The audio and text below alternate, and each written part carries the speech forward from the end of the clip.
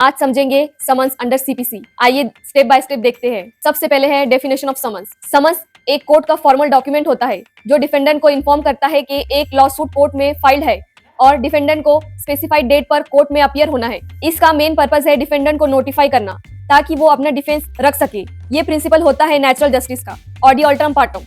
Civil summons governed by section 27 to 32 of CPC. Read with order 5, rules 1-2 for issue and rules 9 to 20 for service methods. Criminal summons governed separately under BNSS section 63 to 71. अब देखते हैं essentials of valid summon. Order 5, rule 1-2.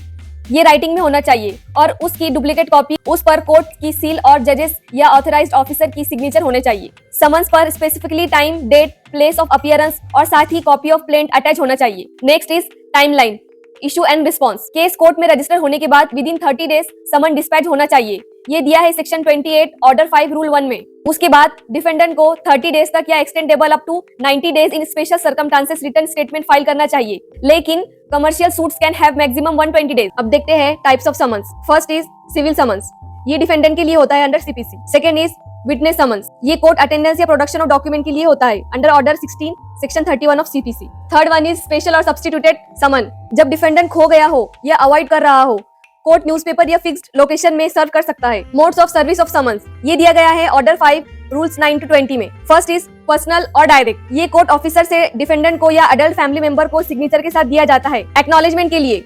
Second is service by plaintiff. इसे दस्ती summons भी कहा जाता है। इसमें कोर्ट की परमिशन जरूरी होती है। प्लेंटिफ का एडवोकेट डिलीवर करता है। थर्ड वन इज पोस्ट और कुरियर।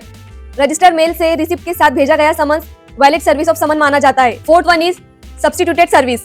अगर रेगुलर समन भेजने पर डिफेंडेंट कोर्ट में अपीयर नहीं होता या जानबूझकर भाग जाता है तो उसके घर पर समन्स की कॉपी फिक्स कर देते हैं और लोकल न्यूज़पेपर में पब्लिश कर देते हैं, लेकिन कोर्ट को रीजन रिकॉर्ड करना पड़ता है। Last one is service on special persons.